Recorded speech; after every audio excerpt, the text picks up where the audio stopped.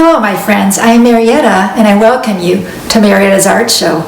Today I'm going to be showing you how I made these little minis, and they're actually the little babies of another larger piece. I called both of them Purple Edged Copper. Purple Edged Copper is actually a butterfly and it's beautiful. It's got all these colors in it, and I actually have to say I did not know that, and I looked up online what I should call copper and purple together, and it just came up.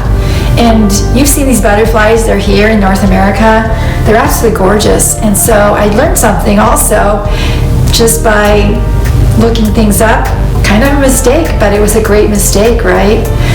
So it's a perchance that it's the perfect name for this. I know it sounds kind of weird, but anyway, I look forward to showing you how I made these pieces. They're all made at the same time, as you'll be able to tell, but they're so different from each other.